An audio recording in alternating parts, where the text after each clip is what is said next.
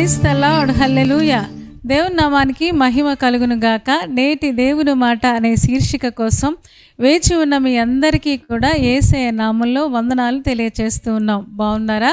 దేవుని మహాకృప, దేవుని మహాదయవలన దేవుడు కనికరించి మరొక దినం చూడడానికి అవకాశం ఇచ్చి, అంత మాత్రమే కాదు దేవుని వాక్యముతో మన హృదయాలను తృప్తిపరచాలని దేవుడు ఎంతగానో ఎదురు చూస్తూ ఉన్నాడు. అందుకే దేవునికి వందనాలు చెల్లిస్తూ మరి ఈరోజు నేటి దేవుని మాట అనే శీర్షికలో దేవుడు మనకి ఇవ్వబోతున్న మాటను ఒక్కసారి మనం చూద్దాం.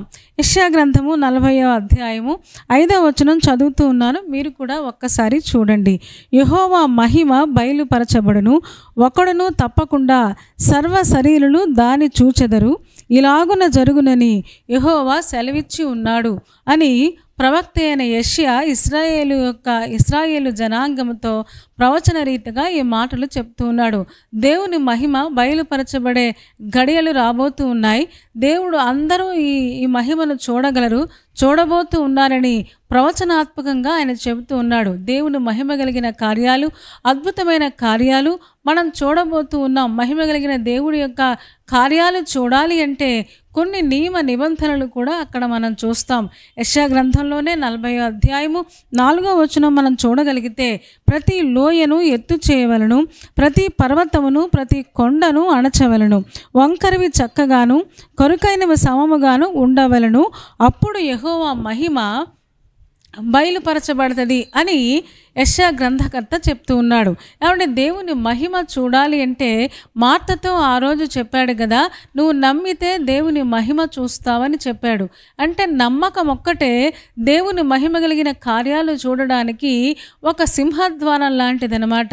అంటే నమ్మకం ద్వారా దేవుని మహిమను మనం చూడగలం. యేసు ప్రభు రెండవసారి భూమి మీదకి రాబోతూ ఉన్నాడు. అప్పుడు ఆయన మహిమను మనం చూడబోతూ ఉన్నాం. ఏదైనా తోటలో ఆదాము హవ్వలు పాపము ద్వారా పోగొట్టుకున్న మహిమ రెండవ ఆదాము అయిన క్రీస్తు ద్వారా తిరిగి అదే మహిమను పరలోక రాజ్యములో మనం చూడబోతూ ఉన్నాం. అదే మహిమతో దేవుడు మనం నింపబోతూ ఉన్నాడు. ఆ రోజు కోసం మనం వేచి ఉందాం. మరి ఆ రోజు మనం చూడాలి అంటే తప్పకుండా ఇక్కడ చెబుతున్న మాట ఏంటి అంటే, ప్రతి లోయను ఎత్తు చేయాలంట, ప్రతి పర్వతాన్ని ప్రతి కొండను అణచాలంట. లోయనేమో ఎత్తు చేయాలి, కొండనేమో అణచాలి. ఏమండి, ఎత్తుగా ఉన్నవేమో కిందకి రావాలి, అడుగునెక్కడో ఉన్నవేమో లోయ లాంటి ప్రదేశాలేమో అవి పైకి రావాలి. అంటే ఈ రెండు కూడా బ్యాలెన్స్ అవ్వాలన్నమాట. అంటే దాని అర్థం ఏంటి అంటే, మన ఆత్మీయ జీవితంలో కొన్ని విషయాలేమో ఎత్తుగా కనిపిస్తాయి, కొన్ని విషయాలలో చాలా పూర్గా కనిపిస్తాం, లోయల్లాగా అనిపిస్తూ ఉంటాయి. కొంతమంది విశ్వాసంలో ఎత్తుగా ఉంటారు, నిరీక్షణలో తక్కువగా ఉంటారు. కొంతమంది ప్రేమించడంలో ఎత్తుగా ఉంటారు, క్షమించడంలో తక్కువగా ఉంటారు. ఈ రోజున దేవుడు అంటూ ఉన్నాడు, ఆ రెండు బ్యాలెన్స్ అయితే తప్ప కొంతమంది అంతా నాకు తెలుసు అనే ధోరణిలో ఉంటారు. దాన్నే గర్వము అంటారు. కొండను చూడండి, లోయను చూసి ఎక్కిరిస్తుందంట. నువ్వైతే లోతుగా ఉన్నావు, కొండ అనుకుందంట నా ఎంత ఎత్తుగా ఎవ్వరూ లేరు, నన్ను ఎవరు ఢీకొట్టలేరు, నేను చాలా దృఢంగా బలంగా ఉంటాను అనుకుంటుందట. దీనినే గర్వము అంటారు కదా. ఈ రోజున దేవుడు అంటూ ఉన్నాడు, దేవుని మహిమ కలిగిన కార్యాలు నీ జీవితంలో నా జీవితంలో చూడాలి. పరలోక రాజ్యంలో ప్రభు యొక్క మహిమను మనం పొందుకోవాలి అంటే తప్పకుండా ప్రతి లోయను ఎత్తు చేయాలి. ఏ విషయంలో ఆత్మీయంగా దిగజారిపోయి ఉన్నామో, ఆత్మీయంగా వెనకబడిపోయి ఉన్నామో ఆ విషయాలలో మనం ఎత్తు చేయబడాలి. ప్రార్థన తక్కువైతే ప్రార్థనలో మనం ఎత్తుగా రావాలి. విశ్వాసము తక్కువైతే విశ్వాసములో పెరగాలి. ఈ రోజున ఎవరికి వారికే బాగా తెలుస్తుంది. ఆ విషయాన్ని కనుక మనం గమనించినట్లయితే తప్పకుండా ఆ విషయాలు మనం చక్కబెట్టుకుంటే తప్పకుండా దేవుని మహిమ కలిగిన కార్యాలు నీ జీవితంలో నా జీవితంలో మనం చూడగలము అని యెషయా ప్రవక్త చెప్తూ ఉన్నాడు. ఇశ్రాయేలు జనాంగమా, లోయను ఎత్తు చేయండి, తప్పకుండా దేవుని మహిమ మీరు చూస్తారు. పర్వతాలైతే కొండలైతే ఏ విషయంలో అతిశయిస్తూ ఉన్నారేమో, ఒకవేళ మీ బలాన్ని బట్టి, ఉద్యోగాన్ని బట్టి, డబ్బును బట్టి, లేకపోతే ఇతరత్ర వాటిని బట్టి మీరు ఏమైనా అతిశయిస్తూ ఉన్నారేమో, ఆ కొండను అణిచిపెట్టండి. తప్పకుండా ఇంకా చెబుతూ ఉన్నాడు, వంకరవి చక్కగాను కొరుకైనవి సమముగాను ఉండవలను అని చెప్తున్నాడు. వంకరవేమో చక్కగా ఉండాలంట. వంకర మార్గాలు ఏమైనా ఆత్మీయ జీవితంలో వంకర మార్గంలోకి ఏమైనా వెళుతూ ఉన్నాయేమో, ఏమంటే చుట్టూ తిన్నగా ఉన్నట్టు కనిపించినా ఏ చిన్న వంకరున్నా మనం పరలోక రాజ్యంలోనికి వెళ్ళలేము. ఏ చిన్న వంకరున్నా దేవుని యొక్క ఆత్మ సంబంధమైన కార్యాలు, మహిమ కలిగిన కార్యాలను మనం చూడలేము. గనుక తప్పకుండా వంకరవి చక్కగా ఉండాలంట, కొరుకైనవి సమముగా ఉండాలి అంట. కొరుకైనవి అంటే కఠినమైనవి సమంగా ఉండాలి, లెవెల్ చేయబడాలి. ఎక్కడ కత్తిరించబడాలో అక్కడ కత్తిరించబడాలి. కొంతమందిలో అంటారు కదా, ఎక్స్ట్రాలు చెయ్యకు అంటూ ఉంటారు చాలామంది. ఆ ఎక్స్ట్రాస్ అన్నీ కూడా కత్తిరించబడితే కొంతమంది ఎక్కువగా మాట్లాడుతూ ఉంటారు, కొంతమంది అస్సలు మాట్లాడరు. ఈ రోజున ఏది ఎక్స్ట్రాగా అనిపిస్తుందో ఎవరి ఆత్మీయ జీవితానికి వాళ్ళ బాగా తెలుసు. ఈ రోజున వాటిని మనం సమముగా చేసినట్లయితే వాటిని మనమే దేవుని వాక్యము ద్వారా కొరుకుగా ఉన్న ప్రదేశాలన్నీ కూడా సమముగా చేయబడితే, లెవెల్ చేయబడితే, ఎక్స్ట్రాస్ అన్నీ కత్తిరించబడితే. చూడండి, మొక్కల్ని పెంచేటప్పుడు చాలామంది క్రోటన్స్ మొక్కలు పెంచేటప్పుడు అండ్ ఎక్స్ట్రాగా అటు ఇటుగా అడ్డదిడ్డంగా వెళుతూ ఉంటాయి చూసారా. ఆ కొమ్మలను ఎలాగైతే కత్తిరించి సమానంగా ఎదిగేలాగా చేస్తే ఎంత అందంగా కనిపిస్తుందో కదా. ఈ రోజున మన రాజు అయిన క్రీస్తు ప్రభువు వారికి మనం అందంగా కనిపించాలి అంటే మనలో ఉన్న ఎక్స్ట్రాస్ అన్నీ కత్తిరించబడాలి. వంకరగా ఉన్నవన్నీ కూడా చక్కగా, ఏమండి అంటారు, వంకర నవ్వు అంటూ ఉంటారు, వంకర మాటలు అంటూ ఉంటారు. ఈ రోజున రెండు అర్థాల మాటలు ఈ రోజున విశ్వాసులకు అవి తగవు అని లేఖనం చెప్తుంది. ఒక విశ్వాసిగా ఏమండి సూటిగా, చక్కగా, పొలైట్గా మన ప్రభు అయిన యేసు క్రీస్తులాగా మనం మాట్లాడగలిగితే తప్పకుండా మన జీవితాలలో దేవుని మహిమ బయలుపరచబడుతుంది అని చెప్పడం మనం చూస్తూ ఉన్నాం. ద్వితీయోపదేశకాండము 23వ అధ్యాయము 9వ వచనం చదువుదామా ఒక్కసారి. అక్కడ రాయబడిన మాట ఏంటి అంటే, ద్వితీయోపదేశ కాండములో ఏమండి భక్తుడైన మోషే చెబుతూ ఉంటాడు. ఏమని చెప్తాడంటే 9వ వచనం, నీ సేన శత్రువులతో యుద్ధమునకు బయలుదేరినప్పుడు ఏ దుష్కార్యము చేయకుండా జాగ్రత్త పడాలి అని చెబుతూ ఉన్నాడు. నీ సేన అంటే ఇశ్రాయేలీయులు. ఏమంటే దేవుని పిల్లలు ప్రతిరోజు ఏదో ఒక యుద్ధాన్ని చేయాల్సిన అవసరత వస్తూ ఉంది. పిల్లలతో, పెద్దలతో, లేదా ఉద్యోగాలతో, లోక సంబంధమైన సమస్యలతో రోజు ఏదో ఒక యుద్ధం చేయాలి. ఆ యుద్ధంలో విజయం రావాలి అంటే నీ సేన బయలుదేరేటప్పుడు, యుద్ధానికి వెళ్ళేటప్పుడు ఏ దుష్కార్యము అంటే ఏ వంకర మార్గము, ఏ కొండలాంటి ప్రదేశాలు కూడా అక్కడ ఉండడానికి వీల్లేదు. అవి చేయకుండా మీరు జాగ్రత్త పడాలి అని చెప్పడం మనం చూస్తూ ఉన్నాం. అదే 23వ అధ్యాయము 5వ వచనం చదువుతూ ఉన్నాను. అయితే నీ దేవుడైన యెహోవా బిలాము మాట విననొల్లకుండెను. నీ దేవుడైన యెహోవా నిన్ను ప్రేమించెను గనుక నీ దేవుడైన యెహోవా నీ నిమిత్తము ఆ శాపమును ఆశీర్వాదముగా మార్చెను అని చెప్పడం మనం చూస్తూ ఉన్నాం. బిలాము ఇశ్రాయేలు జనాంగాన్ని శపించడం కోసం బాలాకు దగ్గర డబ్బులు తీసుకొని వచ్చాడు. ఏమండి, బిలాము దేవుని ప్రవక్తే, పేరుకు దేవుని ప్రవక్త, కానీ డబ్బుకు అమ్ముడుపోయిన ఆ ప్రవక్త ఇశ్రాయేలు జనాంగాన్ని శపించడానికి వస్తే ఏమండి దేవుడు ఆ శాపాన్ని ఆశీర్వాదంగా మార్చేశాడు. ఎంత అద్భుతమైన విషయమో కదా. ఏమండి శాపాన్ని కూడా ఆశీర్వాదంగా మార్చగలడు. మన వంకర మార్గాలు సరిచేసుకుంటే, మన పద్ధతులు మార్చుకుంటే, మనం అతిశయించేది దేవుణ్ణి బట్టి తప్ప మనకున్న వసతులను బట్టి కానీ, మనకున్న బలాన్ని బట్టి కానీ, బంధువులను బట్టి కాకుండా, మనకున్న ఎబిలిటీస్ని బట్టి కాకుండా దేవుణ్ణి బట్టి మనం అతిశయిస్తే తప్పకుండా మన ఇశ్రాయేలును ఎలాగైతే శాపాన్ని ఆశీర్వాదంగా మార్చాడో ఈ రోజున మన జీవితాలను కూడా ఆశీర్వాదంగా మార్చి యెహోవా మహిమ బయలుపరచబడేలాగా దేవుడు చేయగలడు అనే విషయం మనం నేర్చుకుంటూ ఉన్నాం. ఎందుకంటే ప్రవక్తలు కూడా దేవుని అధీనంలో ఉన్నారు కదా. బిలామైతే శపిద్దామని వచ్చాడు, ఏమండి శాపనార్థాలు పెడదామని వచ్చాడు. ఈ రోజున దేవుడు ఆ శాపనార్థాలన్నీ కూడా ఏమండి బిలాము నోటి నోటి నుంచే ఇశ్రాయేలు జనాంగాన్ని చూసి అతడు ఆశ్చర్యపోయేలాగా చక్కగా సంతోషంగా దీవించేలాగా దేవుడు చేశాడు. అంటే ఒక వ్యక్తి దీవించాలన్నా, ఒక ప్రవక్త దీవించాలి అన్నా, దేవుడు ఆ శాపాలు మనకు తగలకుండా ఉండాలి అన్నా దేవుడు చేయగలడు.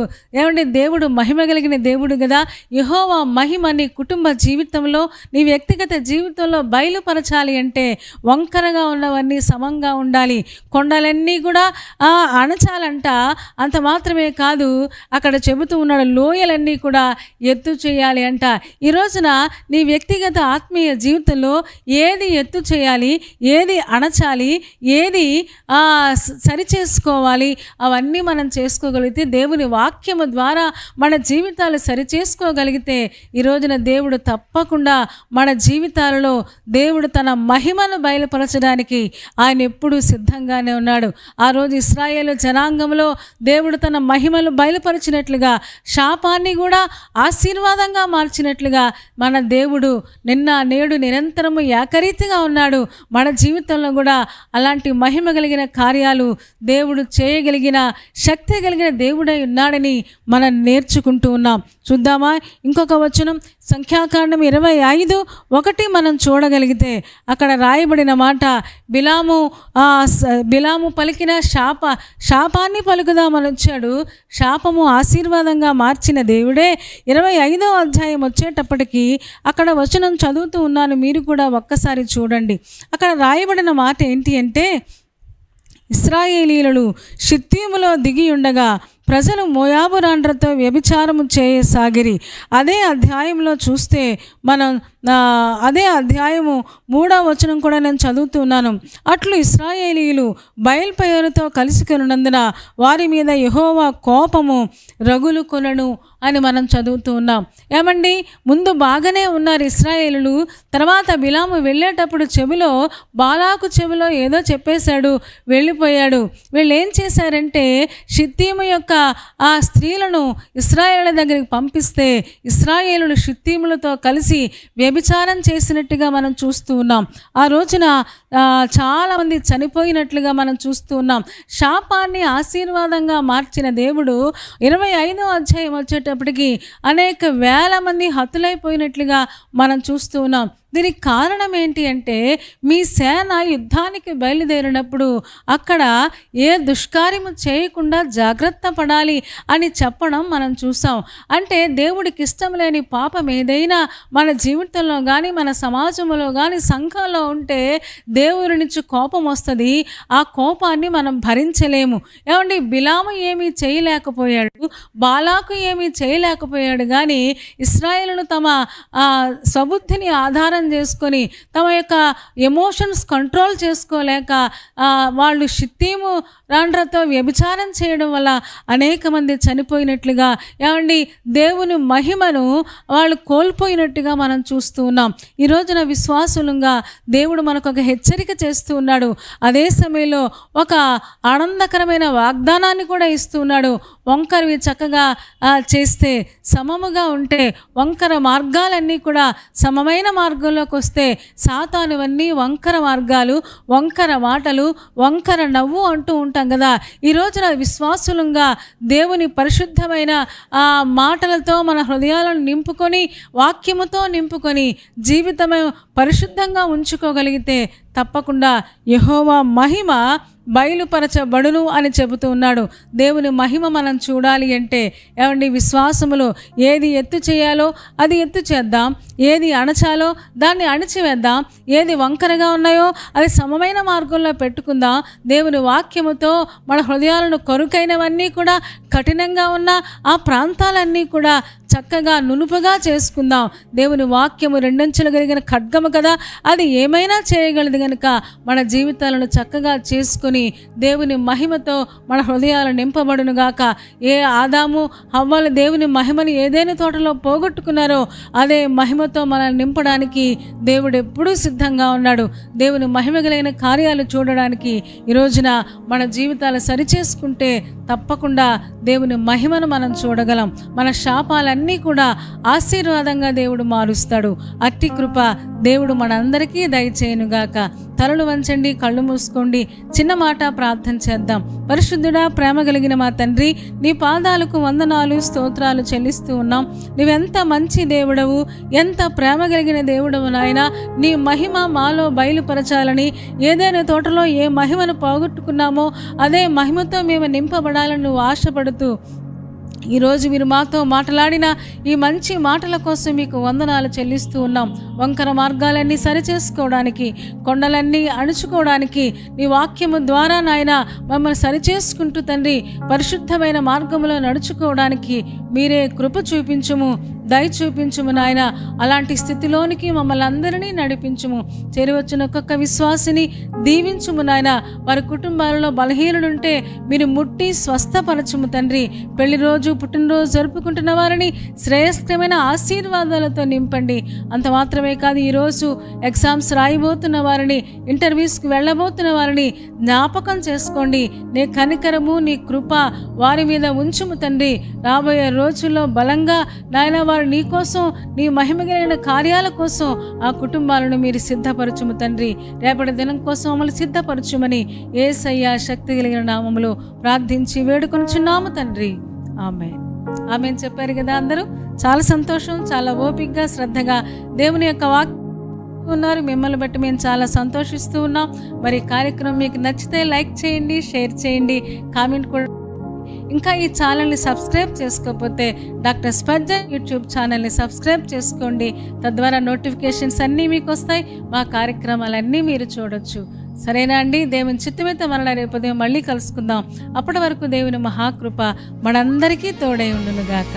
ఆమేన్, ఆమేన్, ఆమేన్.